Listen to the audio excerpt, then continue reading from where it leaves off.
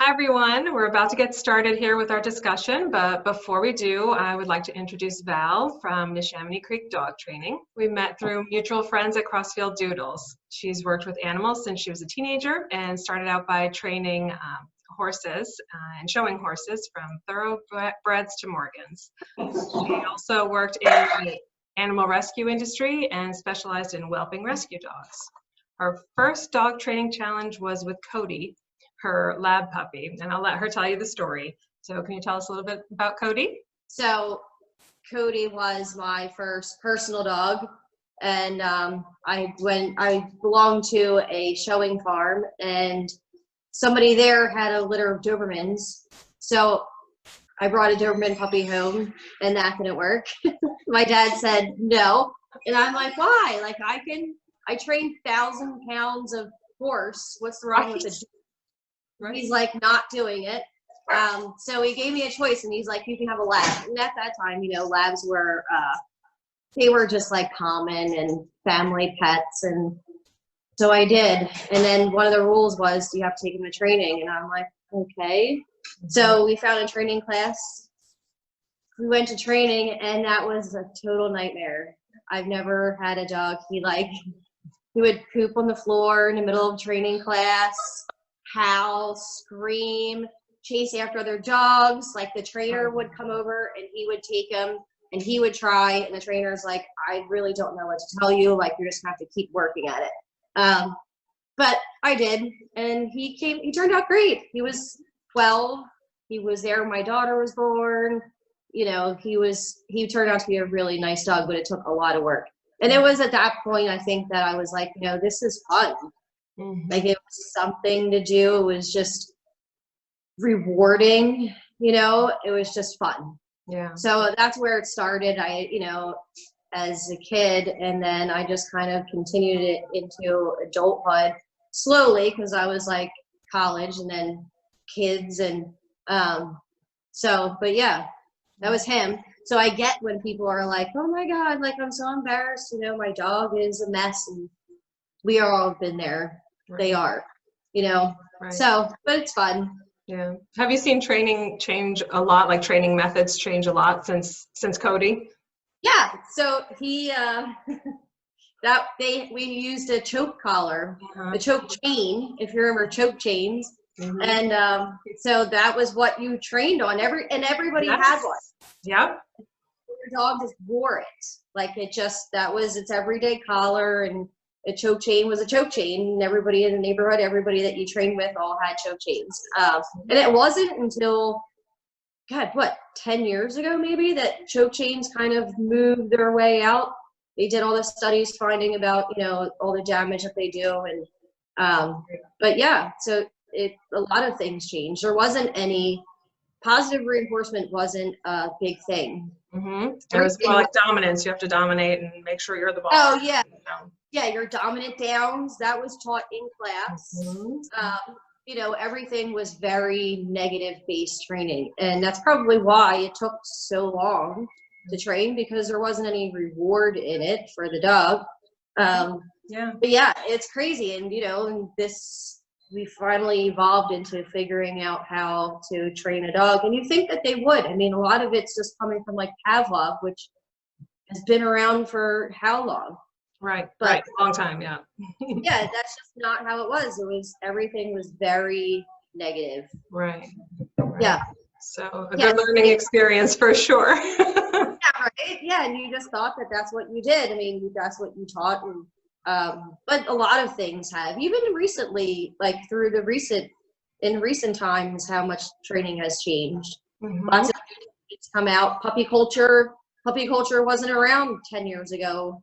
Right. 5 years ago, maybe it wasn't really known, like a lot of these things, early neurological stimulation for puppies.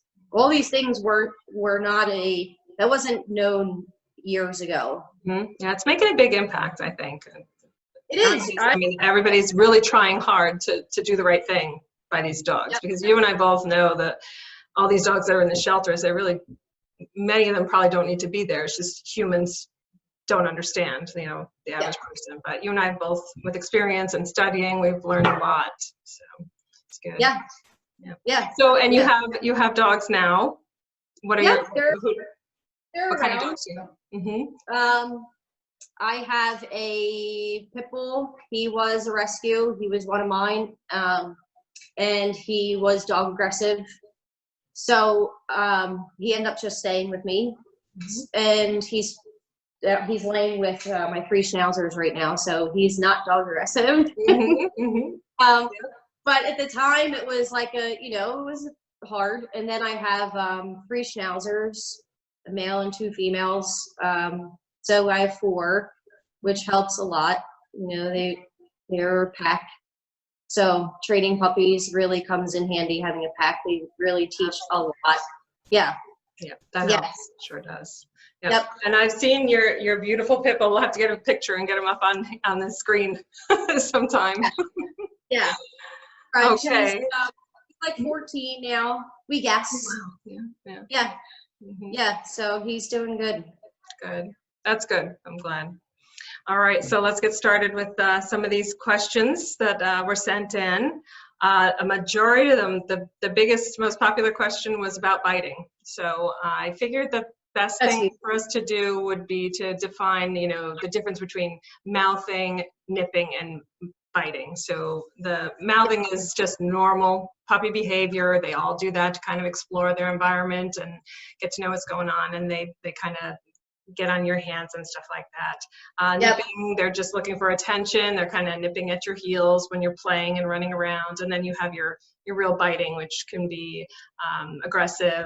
They're lunging at you, or they're trying to defend themselves, their territory, their whatever they have in their mouths. So do you have any insight onto how you would handle it, probably between mouthing and biting? Yeah. Dogs explore with their mouth. We know that. So it's normal for a dog to continue to explore with its mouth. A lot of affection comes from its mouth, especially like, little nibbles and all of that. And so you really have to, figure out where they are as far as how they're using their mouth, because you don't want to negatively impact their need to want to give affection through their mouth. But at the same time, they need to learn that their mouth, there's appropriate use of the mouth, and there's an appropriate amount of force and tension from their mouth that's coming onto your skin. A lot of times we see with puppies who are nipping at, little kids' feet. Herding breeds do that all the time. They're notorious for that. So really with a puppy that is just normal mouthing, grabbing at things, the first thing we try to do is redirect. You can redirect them to a toy, to a bone, anything to get their attention away from what they're doing inappropriately and give them an appropriate outlet in order to do it. Right. And then it moves on from there. Sometimes redirect isn't enough to teach a puppy that there's, nipping and biting is not appropriate. Sometimes we need to remove them from the situation, especially if they're jumping up. You can turn around, wait for them to calm down, then remove the puppy from the area. Put him in a crate, put him in his playpen, wherever you're not, the puppy needs to be, so that they understand that there's a negative consequence to that behavior, that what I did just caused me to be removed from where I want to be. And then of course it goes up from there. Then you may have a puppy who is aggressively coming at you. And in that case, that's when you probably need to seek a professional trainer, because aggression has a lot of steps and reasons to it. And there's a number of different ways to fix it, but there's also a number of different ways to make it worse. Correct. Yes, absolutely. Yeah. So dealing with aggression is something that you probably want to seek professional advice and let them guide you through how to deal with aggression. But generally, you don't see that in puppies. Puppies normally, that normal mouthing and nipping and biting, usually the easiest, they get the deterrent is they pick it up pretty quick. They want to be with you. Oh, absolutely. Removing yourself is to them like disheartening. They're like, why am I sitting in here? You know, so a couple of times of that really gets that, it correlates to them that this isn't appropriate and I shouldn't do it again. Mm-hmm. We see a lot of people, they're like, they'll yip or they'll make a loud noise, you know, and sometimes it works if you have a sensitive puppy, a puppy that just you know, they take that as a correction. Sometimes it gets like a lot of your tougher breeds, your herding breeds, more excited. Right. So they want to nip more, Yep. you know, so usually you just redirect with a toy, redirect with a bone, and then remove the puppy from the area and put the puppy in a timeout, and then bring it back once it's calmed and try again. Mm-hmm. So, but yeah, the yipping, I don't know. Yeah. People are like, I've seen it work, but you're right. It has the same effect. It can excite a certain personality dog, whereas others are like, oh, I won't do that again. Or it just is a stop for the moment. And if you can distract them in that, you know, that's fine. But, and also if they get it, if you start quickly enough, when like immediately when they get home, the first time that these occurrences of biting happen or nipping happen, the quicker it corrects. But if you find her, oh, that's so cute, you know, and we let it go, then it's like trying to undo all that. Now he's been rewarded for it. So yeah, and that's a great point. You see a lot of funny videos where dogs are like ripping kids' socks off, or they're like pajama bottoms, and people are like, and then the next time they ask, they're like, well, why is my dog nipping at me? And it's like, because you just encourage the behavior. Right. So it's definitely something that you want to be on top of from day one, and teach the dog that what is appropriate and inappropriate use with its mouth. Right. Yeah. Okay, so the next thing we're going to try and talk about is house and crate training. So I think that what was helpful for me most of the time is, in the beginning, is a schedule, trying to keep the schedule as best as possible, and maybe a little log just so you can get to know your puppy's behavior with, you know, feeding and how many times they're going out and what they're doing each time they're going out. And then also knowing the signals that your puppy has for having to go potty. Those are the things that help me. Yeah. Crate training and potty training it's 80% maintenance more than it is training. It's, you know, you have to be on top of it. You're just saying, keeping a schedule, regular feeding times, keeping a log, like these things, that teaches the puppy what is to be expected. So they know that I eat at this time, I'm going to go out after I eat. And then I'm going to go out in an hour after that, so that they start to correlate time with holding it to go outside.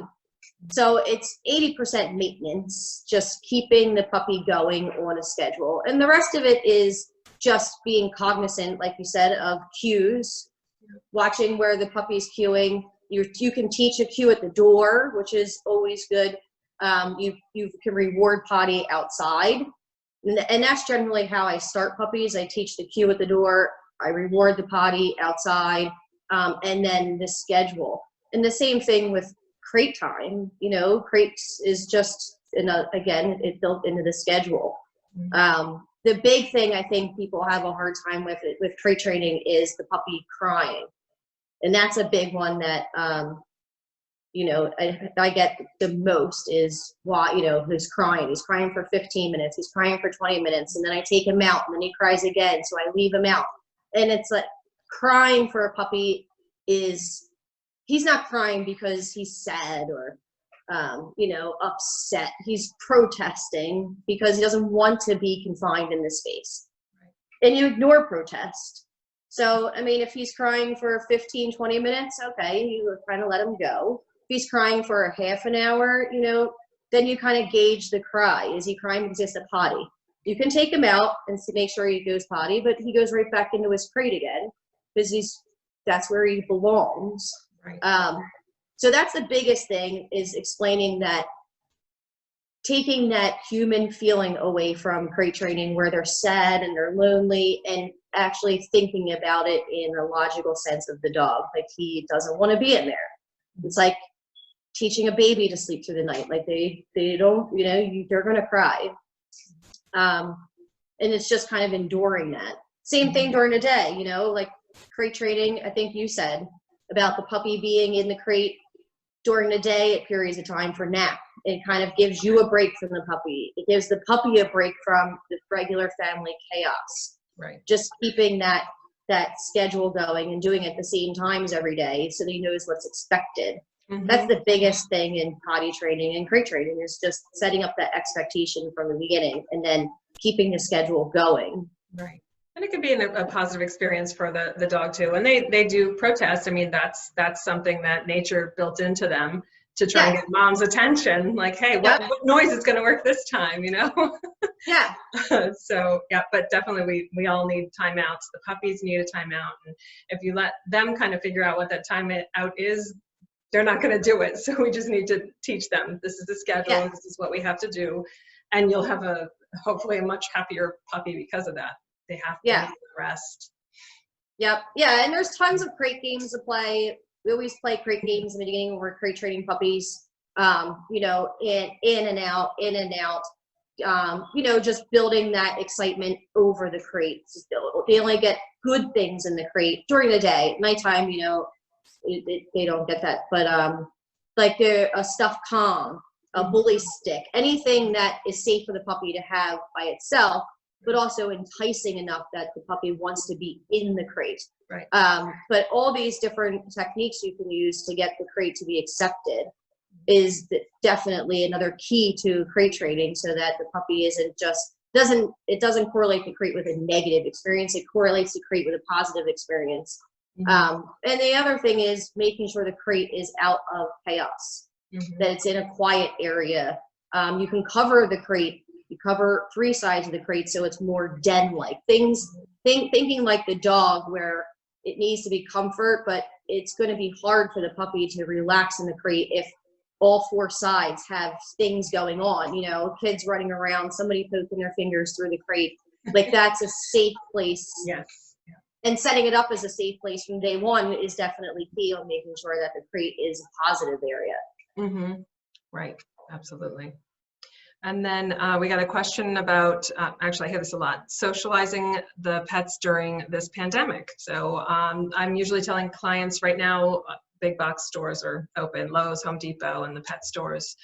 Take them there. There's lots of people, lots of sounds, smells, all kinds of things. So those are some ideas that I had. But I don't know about dogs meeting other dogs at this point. Some of the parks are open. So you have It's hard now. So how I've been guiding some clients to doing socializing puppies during social distancing is just correlating seeing people, seeing dogs with it being something good. And in dogs, the first way to get them to understand what is good is to make them feel good, and food makes them feel good. So food says, okay, I like this, so what I'm looking at, I like that too. So you can still socialize and still stay 6 feet apart from people, and you can just sit outside on your walks, when you pass a person, when you pass a dog. Oh, good, there's a treat. You know, people, there's a treat. Another dog, there's a treat. Anything that if you get excited about something that they're seeing, and then you reward them for them to be happy to see it as well, it's kind of, I mean, it's not ideal, but it definitely is a precursor until we can get out of this period of time. And especially, you know, again, they can do like some of the stores and walk through and still do social distancing, but it's kind of the same thing. If, you know, you don't want people touching your dog. They're not going to come that close to you. So you're kind of doing the same aspect of it, where when people are passing by, oh, good, there's, you know. That's great for your impulse control too. So you're teaching 2 things at the same time. Exactly. Yeah. And then I've heard people who have, they have friends who have fenced-in yards, or they have a fenced-in yard, and they'll allow the dogs to play while they're, you know, keeping a distance, which is great. Especially, you know, the big key to that is knowing the dog, knowing that the dog is social, that you know, that it's going to be a positive experience for the puppy. But that's another way to kind of continue your socialization without being able to kind of be at dog parks or which, you know, if some people Classes, yeah. don't belong in dog parks. And yeah, I mean, that's work for others as well. So there's lots of ways to get around it. It's just getting creative in order to achieve the same result.